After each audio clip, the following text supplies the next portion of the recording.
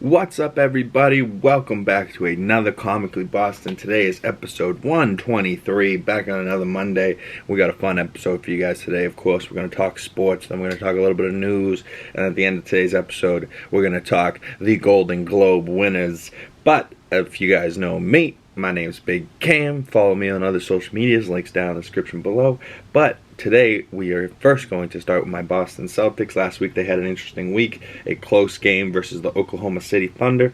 Much closer than it should have been, but let's just go out and say that Shai Gilgeous-Alexander, he's a dog, and he should be treated like a dog, and yeah, every time we play them, it's like a scrap, and you wouldn't necessarily think of OKC as like a top-tier team in the league, but them boys are young, and they play hard, but we lost by 4 in a close game. We picked it back up Friday night against the Jazz. We picked up a dub. Derek White had a hell of an evening. We pick up that win, 126-97. And then Saturday night on a back-to-back, we flew back into Boston, I believe, or we flew to Indiana. And we faced the Indiana Pacers at Indy.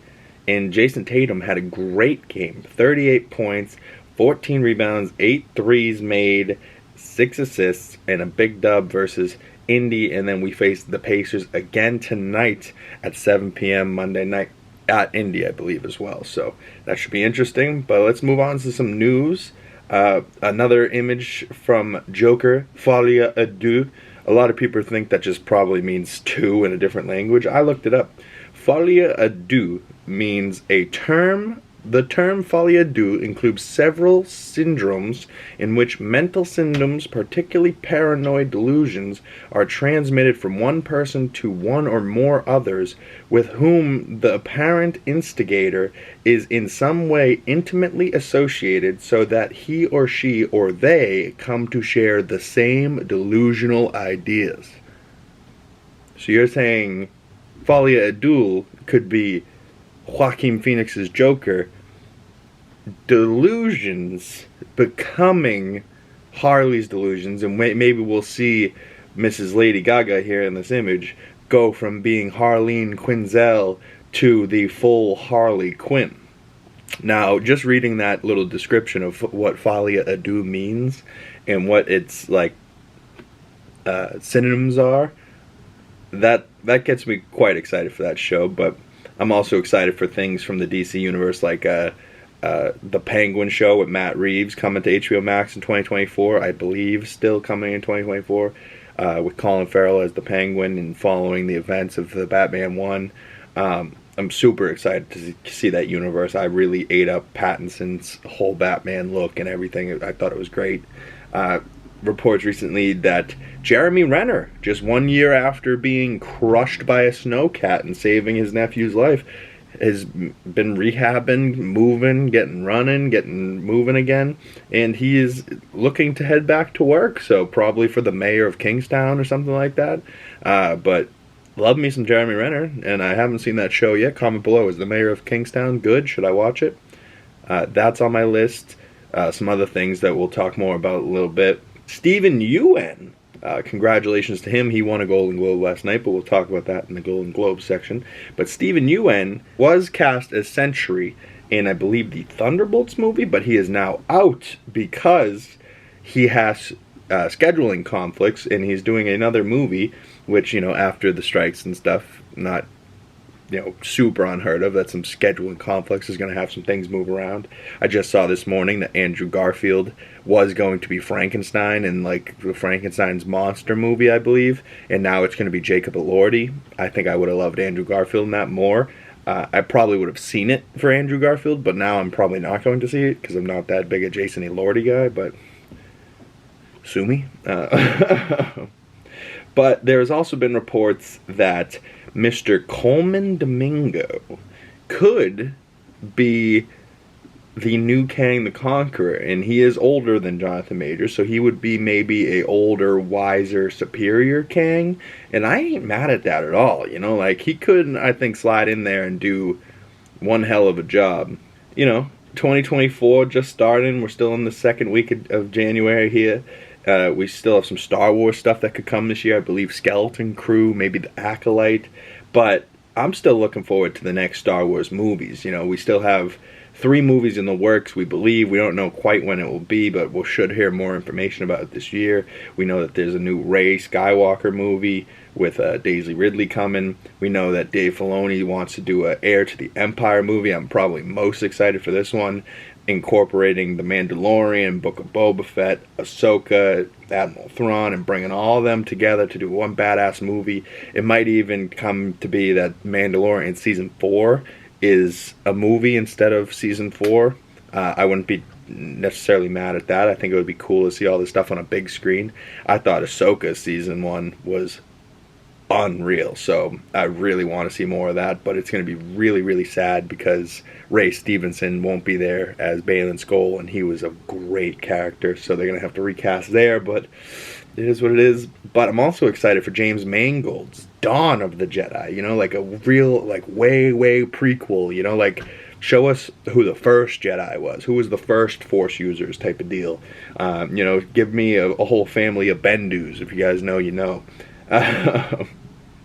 But coming up, I believe tomorrow is when Echo drops, and Echo is, you know, will it be 5? It's 5 episodes. It's dropping all at once. I probably will do maybe kind of in the realm of like what if. Maybe I'll do 1 episode a day and do like, you know, the day it drops, drop the next day, the first episode breakdown, and maybe I'll break it up into 5, or maybe I'll do it all at once. I'm not quite sure yet. It depends how much the show grabs me.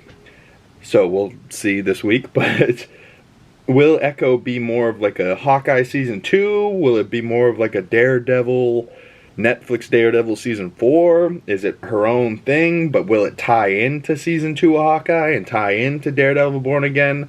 Will all of this tie into Spider-Man 4? Rumor is the director for Spider-Man 4 is now the writer or director from the Daredevil show, which is cool. I'm excited to see Mr. Spider-Man back in the MCU with Tom Holland. I'm still excited to see Elektra.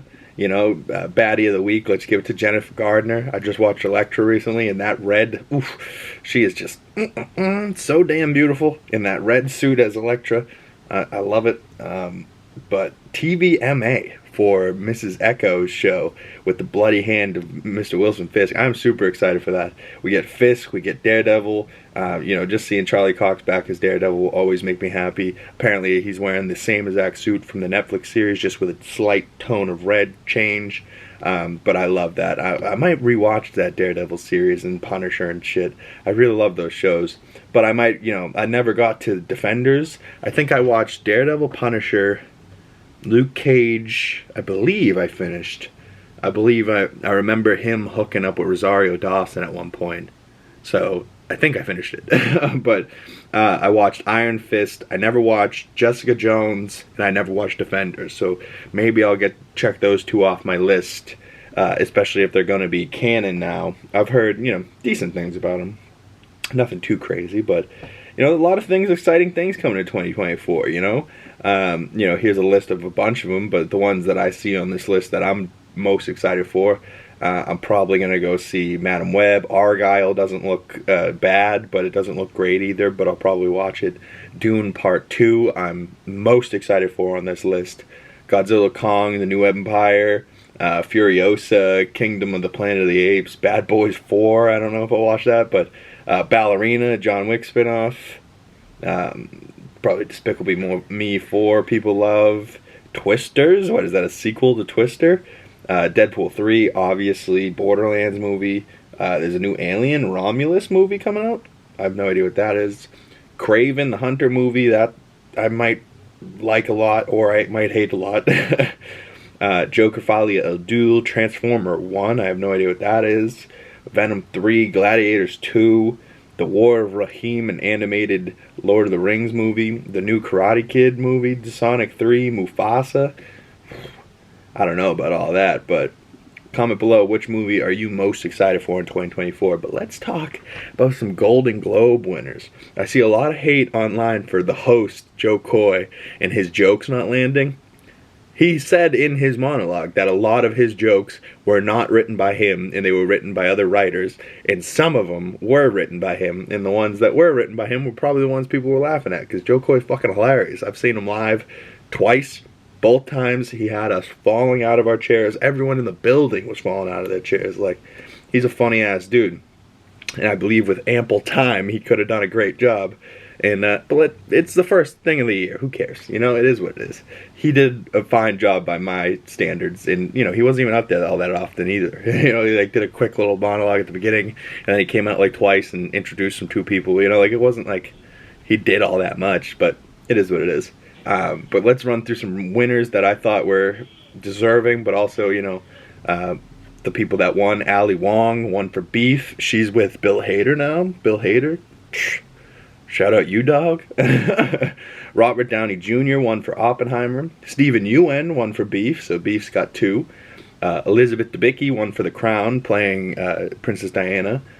Matthew McFadden won for Succession, that's 1 for Succession. Jeremy Allen White won for The Bear, that's 2 for The Bear. Kieran Culkin won for Succession, that's Roman. Roman and Tom have won. Best Animated Movie, or whatever, was The Boy and the Heron. I haven't seen that yet. I heard it's really good, though. Best Director was Christopher Nolan, Oppenheimer, of course. Emma Stone won for Poor Things. I haven't seen that yet, but I've heard good things. I want to see it.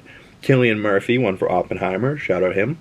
Ludwig Göransson, I really love his score in the Black Panthers movies, and I believe he also did Mandalorian, but he also did the score for Oppenheimer and won for that, so congratulations to him.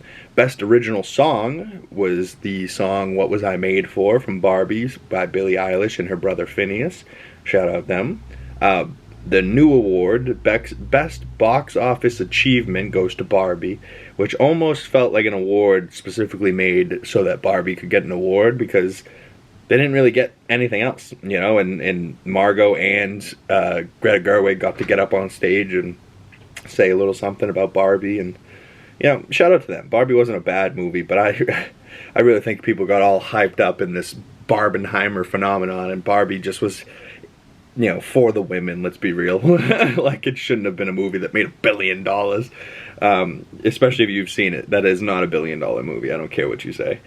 I've seen it. I thought it was good. I don't think it was a $1 billion movie. It's more shocking to me that a 3-hour movie is a $1 billion movie more than Barbie. Especially Barbie was shorter. You could play it more times in a day than you could play Oppenheimer. So Oppenheimer making $1 million or $1 billion versus that, I think Oppenheimer is more impressive, to be honest. Especially what it was like. It was. It's not Barbie. It's not Margot Robbie and Ryan Gosling's gorgeous asses in pink. It's Cillian Murphy building the nuke. You know what I mean? Like, it's the atomic bomb. It's a little different. Change of pace. Best limited series was Beef. I still have to see that. Best TV comedy was The Bear. So The Bear and Beef won quite a bit.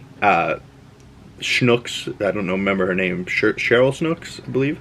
The girl that played Siobhan on Succession. So Succession, pretty much everyone in Succession. Best drama, Succession won. So Succession won 1, 2, 3, 4, I believe, maybe 5. But Succession, it was a great show. I really loved it a lot. Paul Giamatti won for The Holdovers. I haven't seen that yet. I've heard very good things. Poor Things won. Lily Gladstone won for Killers of the Flower Moon, and then Oppenheimer won for Best Picture. So that's great. Congrats to all the winners at the Golden Globes, the first award thing of the season. So can't wait for the next one. What's the next one? Oscars, Grammys, whatever it is. Comment below. Are you someone that watches the award season? For me, I don't know. I like to hear what the actors have to say afterwards. Like, as far as speeches go last night, Robert Downey Jr.'s speech was probably the best because he's Robert Downey Jr. The girl from The Bear won too. I don't remember her name, but The Bear had quite a few. Succession had quite a few. Beef had quite a few. I'm curious to see if they continue to win at the other ones. The Last of Us didn't get anything. I thought they should have won a little bit. I thought Kieran Culkin's speech was a little bit funny. He got up there and Pedro looked a little bit sad in the video. Like, they were like, Best Actor. And they called Kieran's name and Pedro was like, damn it. You know, like, he almost was about to stand up thinking it was him. And he was like, oh, like, So the guy is up on stage, he's like, "Suck it, Pedro, this one's mine." Like, alright, Pedro will win one for season 2 of The Last of Us, I hope. But Pedro was in a sling. What's with that? Is Pedro hurt? Pedro alright? I need the daddy of the internet to be okay, you know what I'm saying? But comment below what you think, and stay tuned for more movie reviews coming this week, and breakdowns coming for Echo coming this week out on Disney Plus, so I'm hyped about that, and I'll talk to you guys in the next video. And thanks for watching. Please subscribe, follow my other social medias, linked down in the description below. You can check out my Letterboxd with all my movie reviews from this year. I'm so far 7 for 7. I still need to watch a movie tonight, so I can be 8 for 8. But I'll see you guys in the next video. Peace.